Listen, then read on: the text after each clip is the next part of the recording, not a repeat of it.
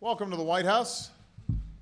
I am pleased that you could all join us today as I sign this bill, the Improper Payments Elimination and Recovery Act, which, translated into English, means cutting down on waste, fraud, and abuse, and ensuring that our government serves as a responsible steward for the tax dollars of the American people. This is a responsibility we've been working to fulfill from the very beginning of this administration. Back when I first started campaigning for office, I said I wanted to change the way Washington works so that it works for the American people. I meant making government more open and more transparent and more responsive to the needs of the people. I meant getting rid of the waste and inefficiencies that squander the people's hard-earned money. And I meant finally revamping the systems that undermine our efficiency and threaten our security and fail to serve the interests of the American people. Now, there are outstanding public servants doing essential work throughout our government, but too often their best efforts are thwarted by outdated technologies and outmoded ways of doing business. That needs to change. We have to challenge a status quo that accepts billions of dollars in waste as the cost of doing business and enables obsolete or underperforming programs to survive year after year, simply because that's the way things have always been done. This isn't just about lines on a spreadsheet or numbers in a budget, because when we fail to spend people's tax dollars wisely, that's money that we're not investing in better schools for our kids, or tax relief for families, or innovation to create new industries and new jobs. When government doesn't work like it should, it has a real effect on people's lives, on small business owners who need loans, on young people who want to go to college, on the men and women who've served this country and are trying to get the benefits that they've earned. And when we continue to spend as if deficits don't matter, that means our kids and our grandkids may wind up saddled with debts that they'll never be able to repay. And the reality is that right now, in these difficult economic times, families across this country are cutting every frill and stretching every dollar as far as they can. And they should expect no less from their government. If folks can book a flight or buy a pair of shoes online with a click of a button, there's no reason they should have to fill out duplicative forms or endure endless red tape and delays when they deal with their government. So that's why one of the first things we did when we arrived in Washington was to undertake an accountable government initiative, an effort that spans every agency, department, and office in our government. We named our first ever Chief Performance Officer, Jeffrey Zients, and we're bringing to bear every tool at our disposal, a combination of 21st century technology and old-fashioned common sense, to ensure that our government operates as efficiently as possible and provides the highest quality of service to its customers, the American people.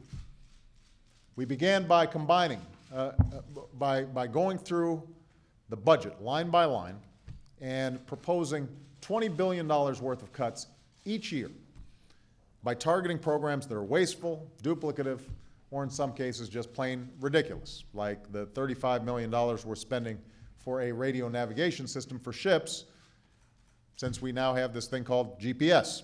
We don't need it. Or the $3 million that was spent on consultants to create seals and logos for the Department of Homeland Security. Their logos and seals are fine. Or the billions of dollars slated to be spent on a fancy new presidential helicopter fleet that I didn't want and didn't need, because Marine One is also fine. We've drafted a budget for next year that freezes all discretionary government spending outside of national security for 3 years. A budget, by the way, that would reduce this spending, non-defense discretionary spending, to its lowest level as a share of the economy in 50 years. This isn't talked about a lot, so I'm going to repeat it. Our budget would take non-security defense or non-defense spending to its lowest level since JFK. Lowest level as a percentage of the economy since JFK. We've gone after wasteful government contracting with a vengeance, working to put an end to unnecessary no-bid contracts and dramatically reinforcing the way government contracts are awarded. And we're now on track to reach our goal of saving $40 billion by the end of the next fiscal year. We're working to sell or lease out thousands of federal buildings, which we no longer need and aren't using, saving another $8 billion. We froze salaries for senior White House staff, hence the glum faces. And we've asked Congress for additional authority so that working together, we can move quickly to cut wasteful spending proposals before the money goes out the door. We've streamlined those college loan forms, eliminating nearly 24 unnecessary questions. We're creating a single electronic medical record for our men and women in uniform that will follow them from the day they enlist until the day that they are laid to rest. We're revamping our Social Security and citizenship processes so that folks can book appointments and check the status of their applications online. We've created mobile apps that provide everything from disaster assistance to product safety information to the latest wait times for security lines at your local airport. And we've begun an unprecedented effort to put an end to a problem known as improper payments, which is the purpose of the bill that I'm signing into law today. Now, these are payments sent by the government to the wrong person, or for the wrong reasons, or in the wrong amount. Payments to a defense contractor that's been disbarred for shoddy work but somehow managed to get through the system. Payments to companies that haven't paid their taxes, or to folks who are incarcerated or who are dead. Sometimes these payments are the result of innocent mistakes or reflect valid claims that were paid at the wrong time. But sometimes they result from abuses by scam artists and crooked companies.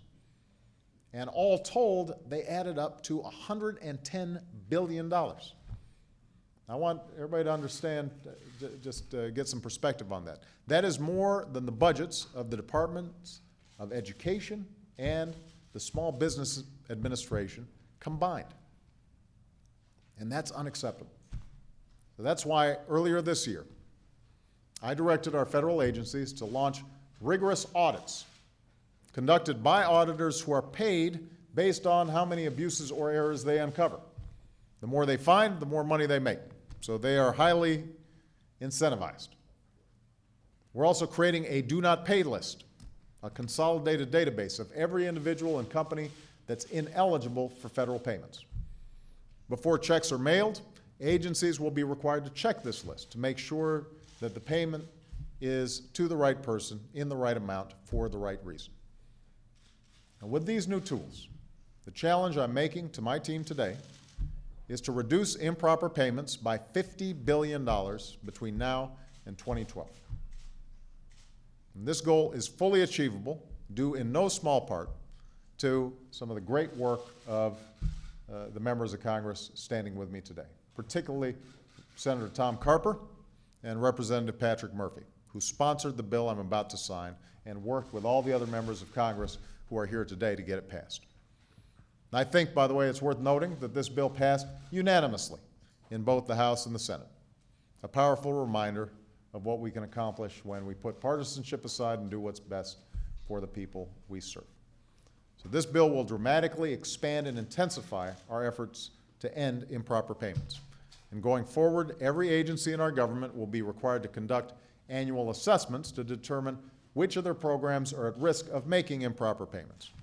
Agencies will be required to audit more of their programs and recapture more taxpayer dollars. And we now have rigorous enforcement mechanisms to hold agencies accountable for how much money they save. So, in large part, thanks to the great work of the people in this room, I think we're headed in the right direction. And today I'm pleased to announce that I will be charging Jack Lew, my choice for Director of Office of Management and Budget, once Peter Ortzag, the current OMB Director, departs, with building on the good work that Peter began. I'm entrusting Jack with carrying forward our Accountable Government Initiative in the months ahead.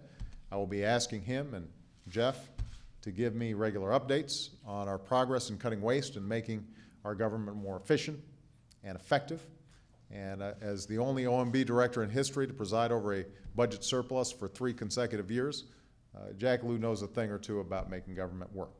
I'm confident he's up to the challenge of building the kind of government that the American people expect and deserve, one that spends their money wisely, serves their interests well, and is fully worthy of their trust and respect. So I want to again thank these outstanding members of Congress who are here today, who have been on the case in both chambers for quite some time. I want to thank all the people who worked on this bill in this room for your outstanding efforts.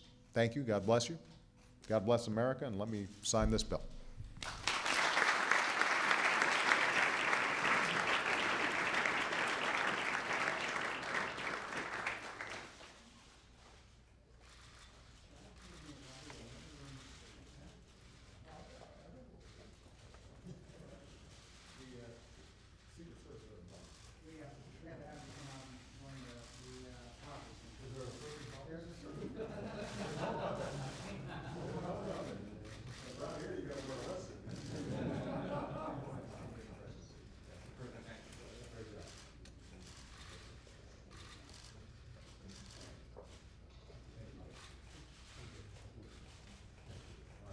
Thank you, everybody, for the good work.